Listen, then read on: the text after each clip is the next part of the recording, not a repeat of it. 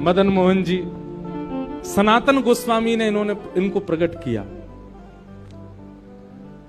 मदन मोहन जी भी पहले जयपुर में ही विराजते थे।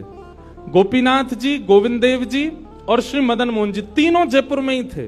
बहुत ध्यान से सुनिए सब लोग। तो जयपुर के राजा की पुत्री मदन मोहन जी की सेवा करती थी। मदन मोहन जी को लाड़ लड़ाती, पूरे दिन उन्हीं को सजाती रहती, उन्हीं का श्रृंगार करती, सेवा करती। राजा स्वयं गोविंद देव जी की सेवा करते और उनकी जो पत्नी थी वो गोपीनाथ जी की, मतलब पूरा परिवार ही तीनों ठाकुर की सेवा करते थे। अलग अलग भवन में, अलग अलग महलों में ठाकुर जी विराजते थे। तो राजा की पुत्री का विवाह हुआ करौली राजस्थान में, जहां मदन मोहन जी अभी विराजते हैं। तो राजा की पुत्री का जब विवाह हुआ तो पुत्री से राजा ने कहा, बिटिया ये बताओ तुम्हारा विवाह है, तुमको हम दहेज में क्या दें? वैसे तो हमने सब दिया, लेकिन फिर भी तुम्हारी कोई इच्छा हो तो मांगो।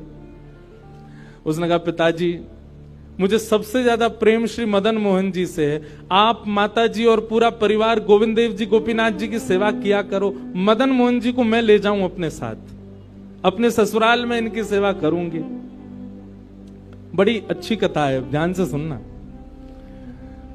राजा रोने लगा, अपनी पुत्री के चरणों में सर झुका के बोला, मुझे क्षमा कर दे पुत्री, तू जो मांगेगी सो दूंगा, पर ये मेरे हृदय है, मैं इनको नहीं दे सकता। मैं वृंदावन से मुगलों से बचा करके इनको लेके आया हूं। वैसे तो ठाकुर जी को बचने की कोई आवश्यकता, ठाकुर जी कृपा करके आए हैं जयपुर में राजा के ऊपर, पर इनको देख करके मेरे प्राण बचते हैं। तू जो मांगेगी सो दे दूंगा। पर मदन मोहन जी बोले, पिताजी गोविंद देव जी, गोपीनाथ जी हैं ना आपके पास में, मदन एक ठाकुर जी मुझको दे दो। यहां राजा की जिद हो गई, नहीं दूंगा। पुत्री की जिद हो गई कि मुझे तो चाहिए, नहीं तो मैं विदाई नहीं होंगी। राजा की पत्नी ने भी कहा, अब इतनी कह रही है तो आप दे दीजिए ना, हमारे पास 2 ठाकुर हैं, इनकी सेवा हम करेंगे विस्तार से। और वैसे भी मदन मोहन जी की पूरी सेवा बचपन से उसने ही की है।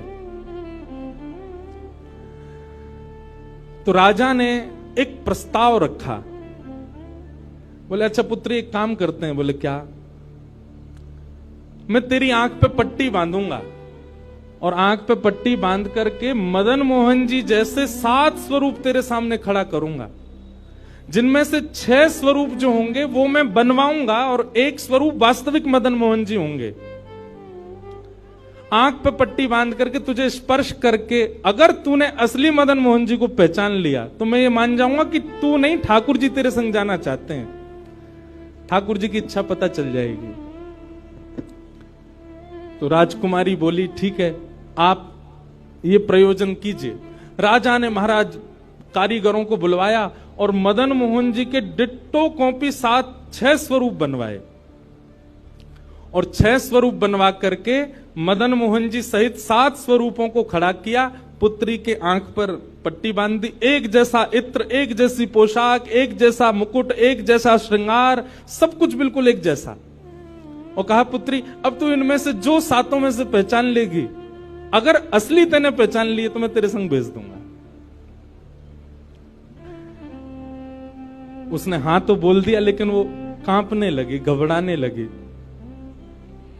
जैसे ही उसने नेत्रबंद किए तो कथा ऐसी है कि वो रात्रि में जब सोई, अगले दिन परीक्षण होना था, तो रात्रि में जब सोई तो बहुत रोई और ठाकुर जी से कहने लगी, नाथ मैं आपसे बहुत प्रेम करती हूं, मैं आपके बगैर नहीं रह सकती, पर मेरे पिताजी की बहुत जिद है। अब कहीं मैं आपको नहीं पहचान पाई, मेरे तो प्राण ही निकल जाएंगे, विदा होना तो बहुत दूर की बात है।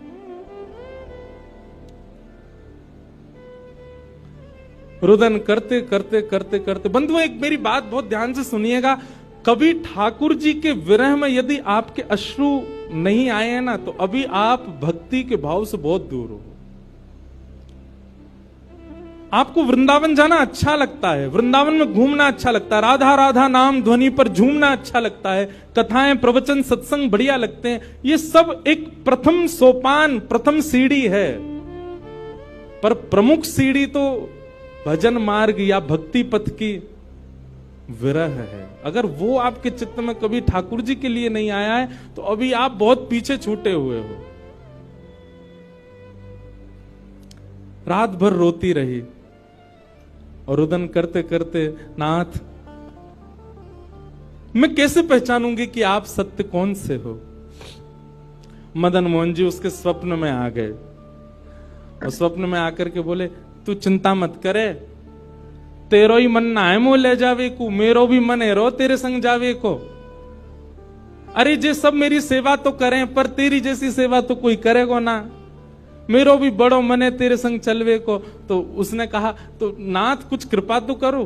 बोले हाँ मैं एक काम करूंगा। बोले कहा, तू सबरे स्वरूपन को जब स्पर्श करेगी ना तो असली मदन मोहन जो मैं हूं, तू मेरे हाथन को स्पर्श करियो। तो हाथ कैसे? ऐसे। ठाकुर जी त्रिभंग लली ठाकुर जी हैं। तो ठाकुर जी बोले, तू मेरे हाथन को स्पर्श करियो तो जितने मेरे अन्य स्वरूप हैं 6 वो तो ऐसे ही रहेंगे, लेकिन जैसे ही तू वास्तविक मेरे सामने आवेगी सो मैं अपनी इकन्नी उंगली उठा दूंगा, अपनी कोने वाली उंगली उठा दूंगा।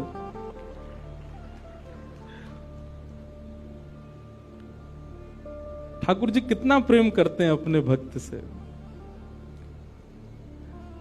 ठाकुर जी बोले, मैं अपनी इकन्नी उंगली उठा दूंगा और तू स्पर्श करती करती मेरी जैसे इकन्नी उंगली उठे वाकू पकड़ लियो और तुरंत पिताजी से कह दियो, जय रे मदन मोहन जी, मैं चल दूंगा तेरे संग।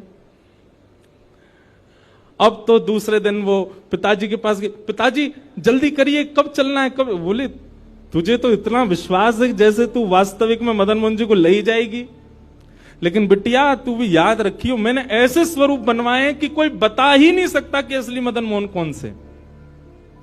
बोले, पिताजी आप सन्मुख पधराओ। तो महाराज भीड़ लग गई देखने वालों की, पूरा राजभवन इकट्ठा हो गया जयपुर का। 7 स्वरूप विराजमान हुए। पुत्री के आंख पर अभी विवाह हुआ, उसका विदाई नहीं हुई है, आंख पर पट्टी बांध करके और कहा, जाओ अगर मदन मोहन जी की इच्छा होगी तो तू ढूंढ ले। अब मदन मोहन जी तो पहले ही बता चुके हैं, ऐसे मिलूंगा। जैसे मानो टीचर पहले ही एग्जाम पेपर लीक कर दे, ये क्वेश्चन आने वाले, तैयार कर आना। उसने जाग करके जैसे स्वरूप स्पर्श करने प्रारंभ किए, पहला बोले ये नहीं है, दूसरा स्पर्श किया, ये भी नहीं है। ठाकुर जी खड़े थे 5वीं पंक्ति में, 5वें वाले थे। तीसरे स्पर्श किए, बोले ये भी नहीं है। चौथे किए, बोले ये भी नहीं है। जैसे ही 5वें का स्पर्श किया और मुखमंडल का स्पर्श किया, गले का स्पर्श किया, वक्ष का स्पर्श कर, जैसे ही ठाकुर जी की भुजा पकड़ी सो ही ठाकुर जी ने अपनी इकन्नी उंगली हिला दी।